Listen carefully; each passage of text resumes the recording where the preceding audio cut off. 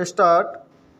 हर सिक्के के दो पहलू होते हैं, मगर न्यायिक निर्णयों के बहुआयामी पहलू होते हैं। ब्राह्म बहुतेरे संदर्भ और प्रसंग होते हैं और उसी प्रकार से ऐसे निर्णयों की समीक्षा होती है। ब्राह्म हाल ही में माननीय सर्वोच्च न्यायालय के 3 न्यायाधीशों की पीठ ने निर्णय दिया कि सभी महिलाएं सुरक्षित और कानूनी गर्भपात की हकदार हैं। ब्राह्म इस निर्णय ने विवाहित और अविवाहित महिलाओं के बीच भेद को समाप्त करते हुए यह व्यवस्था दी कि यह एक रूढ़िवादी विचार है कि यौन गतिविधियों में केवल विवाहित महिलाएं शामिल होती हैं। ऐसे अधिकारों के स्वतंत्र प्रयोग के लिए सभी महिलाओं को स्वायत्तता होनी चाहिए। ब्राह्म पैरा।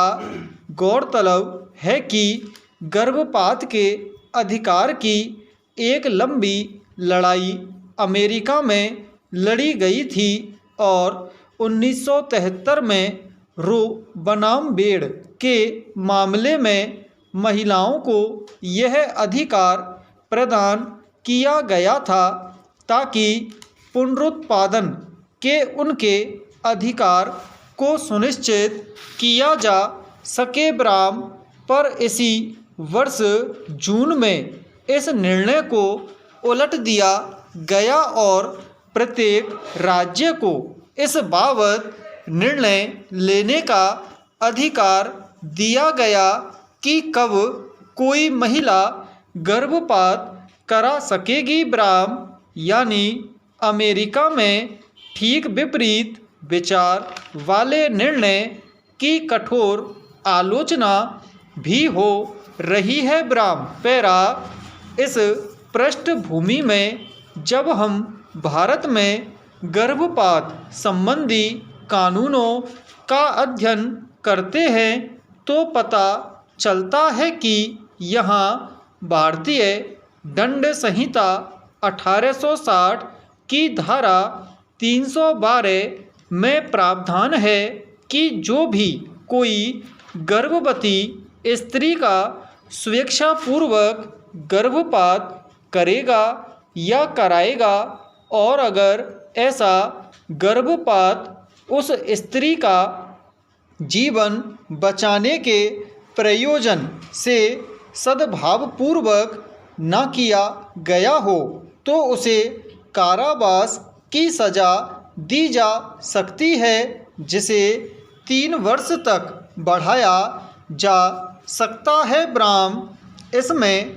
आर्थिक दंड या दोनों भी लगाया जाएगा। ब्राह्म अगर वह स्त्री स्पंदन गर्भा हो यानी जिसका गर्भ 4 या 5 महीने का हो तो उसे किसी एक अवधि के लिए कारावास की सज़ा सुनाई जा सकती है, जिसे 7 वर्ष तक बढ़ाया जा सकता है। ब्राह्म साथ ही उस पर आर्थिक दंड भी लगाया जा सकता है। ब्राह्म इस धारा का स्पष्टीकरण कहता है कि जो स्त्री स्वयं अपना गर्भपात कराती है वह इस धारा के अंतर्गत आती है। ब्राह्म पैरा।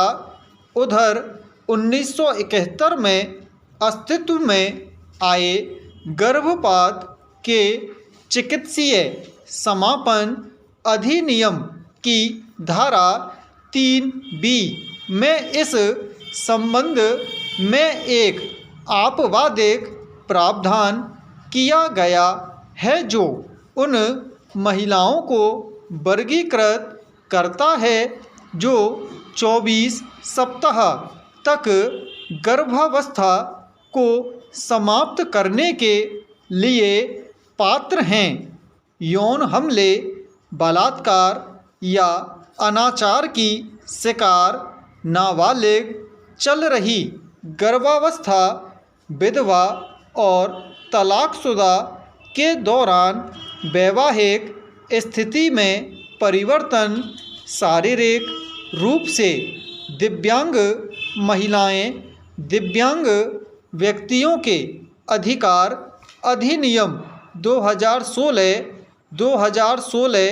का 49 के तहत निर्धारित मानदंडों के अनुसार प्रमुख दिव्यांगता, मानसिक मंदता सहित मानसिक रूप से बीमार महिलाएं, भ्रूण की विकृति जिसमें जीवन के साथ असंगत होने का पर्याप्त जोखिम है, या अगर बच्चा पैदा होता है तो वह ऐसी शारीरिक या मानसिक असामान्यताओं से गंभीर रूप से दिव्यांग हो सकता है तथा मानवीय भूल या आपदा या आपातकालीन स्थितियों में गर्भावस्था वाली महिलाएं, जैसा कि सरकार द्वारा घोषित किया जा सकता है। ब्राह्म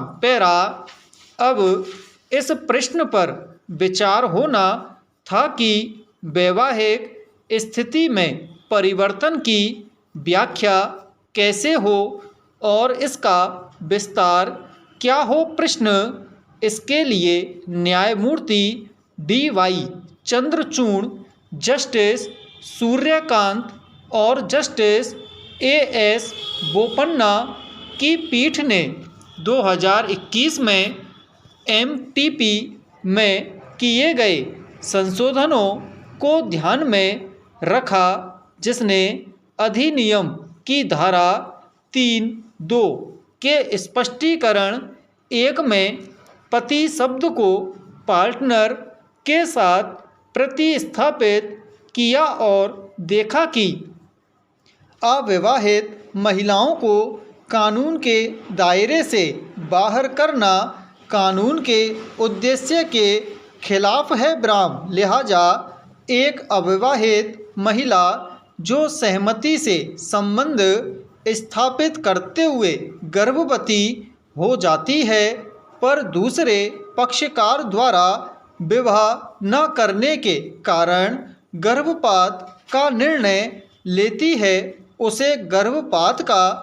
अधिकार प्रदान किया गया। ब्राह्म न्यायालय की टिप्पणी थी कि प्रजनन स्वायत्तता के अधिकार अविवाहित महिलाओं को विवाहित महिलाओं के समान अधिकार देते हैं। ब्राह्म एमटीपी अधिनियम की धारा 3(2)(b) का उद्देश्य महिला को 20-24 सप्ताह के बाद गर्भपात कराने की अनुमति देना है। ब्राह्म इसलिए केवल विवाहित महिलाओं को अनुमति और अविवाहित महिला को नहीं। यह संविधान के अनुच्छेद 14 का उल्लंघन होगा। ब्राह्म पैरा। कहने का अर्थ यह कि बदलते सामाजिक परिवेश में हालांकि किसी भी कानून में वयस्क सदस्यों द्वारा बिना विवाह किए सहमति से यौन संबंध बनाने को अपराध नहीं बताया गया है और ऐसे संबंधों में हिंसा को निवारित करने के लिए एक अधिनियम बनाया गया और अगर महिला गर्भवती हो जाती है तो उसके गर्भपात का भी प्रावधान किया गया। ब्राह्म एक अन्य स्थिति की भी व्याख्या न्यायालय द्वारा की गई कि अगर ऐसी महिला की उम्र 18 वर्ष से कम है तो बच्चों को लैंगिक अपराधों से संरक्षण के लिए बनाए गए कानून की धारा 19(1) के तहत अनिवार्य रिपोर्ट में नाबालिग के नाम का खुलासा करने पर जोर दिया जाता है तो नाबालिगों द्वारा एमटीपी अधिनियम के तहत अपनी गर्भावस्था की सुरक्षित समाप्ति के लिए पंजीकृत आरएमपी की तलाश करने की संभावना कम हो सकती है। विराम।